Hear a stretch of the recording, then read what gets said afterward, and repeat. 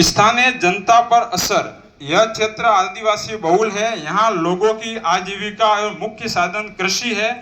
अब आपका जो माइनिंग के डंपर चलेंगे, जो भी मशीनरी जाएगी, भारी वाहनों की आवाजाही से ग्रामीण मार्ग क्षतिग्रस्त होंगे, दुर्घटना का खतरा बढ़ेगा। आदिवासी एवं गरीब किसान परिवार अपने खेत खलिहान सहित सीधे प्रभावित होंगे। चौथा बिंदु है सामाजिक एवं आर्थिक दुष्परिणाम। परियोजना से स्थानीय जनता का प्रत्यक्ष लाभ कुछ भी नहीं है।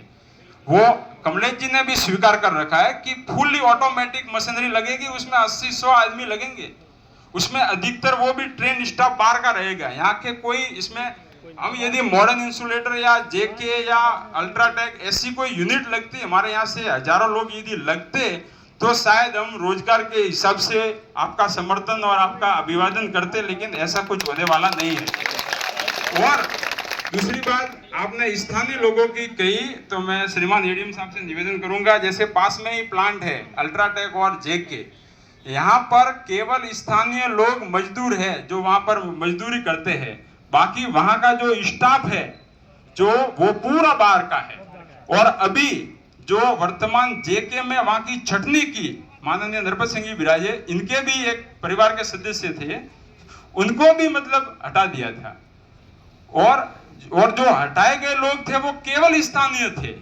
तो ये स्थिति है स्थानीय और बाहरी रोजगार की स्थिति। प्राकृतिक संतुलन, पांचवा बिंदु मेरा रहे इसमें है प्राकृतिक संतुलन एवं विरासत का विनाश।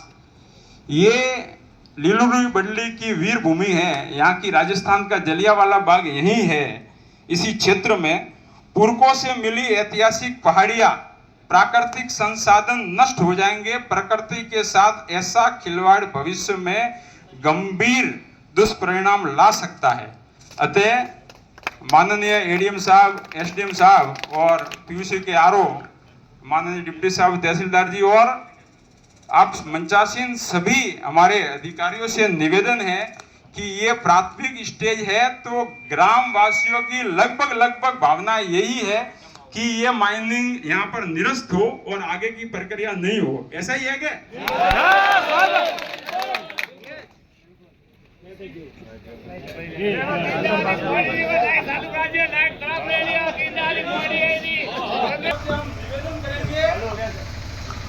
हम सम्मानीय एडीएम साहब से निवेदन करेंगे कि जन भावना किसानों, लोगों, आदिवासियों को और यहाँ के क्षेत्र की परिस्थितियों को देखते हुए यहाँ की जो भावना है वो आगे हमारी ये बात रखेंगे आपके माध्यम से, और बिना किसी प्रभाव या दबाव के हमारे आरओ साहब से निवेदन है कि आप भी अपनी रिपोर्ट बनाएंगे। किसी का भी दबाव, लाट साहब कोई भी हो, जो यहाँ जो हो रहा है वही आप बनाएंगे। और माननीय एडीएम साहब और एसडीएम साहब से निवेदन है यहाँ की जो वास्तविक स्थिति है इसको लेकर वो आप आगे रखेंगे।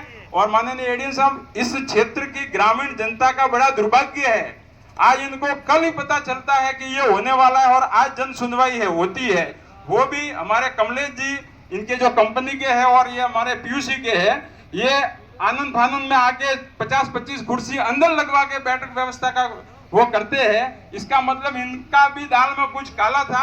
मैं धन्यवाद पुनः एडीएम साहब को दूंगा कि इन्होंने इस बात को समझा और जन भावनाओं को समझकर पूरा स्टेज ये बाहर लेके आए। जनता सर खड़ी है, अधिकारी विराजे हैं, जनप्रतिनिधि और ग्रामीण बंधु विराजे हैं। माननीय एडीएम साहब, ऐसा का ऐसा कुछ समय पहले यूआईटी को लेकर हुआ था। हमारे 29 गांव लोगों को पता नहीं था, यूआईटी में उसकी गजट नोटिफिकेशन जारी हो चुकी थी। इन्हीं गांव वासियों ने इसी क्षेत्र में भारजा में उसका विरोध कर माननीय मुख्यमंत्री जी से मिलकर वो कैंसिल 2 महीने पहले करवाया है। तो यहाँ तो क्या है, अंतिम समय में पता चल जाता है, इसके पीछे की बहुत सारी चीजें होती है, उसके अपन संज्ञान में नहीं जाएंगे। लेकिन आज भीमेश्वर जी की इस धरती पर यह निवेदन जरूर करेंगे कि यदि क्षेत्र के लोगों का विश्वास में लेकर यदि ये राजी है, ये इनसे सहमत हो जाते हैं तो हमें कोई आपत्ति नहीं है।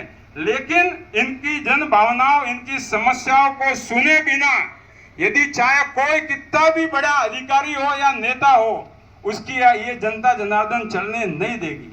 ठीक है? आपत्ति पत्र दे दूं? दे दो। ठीक सर, धन्यवाद।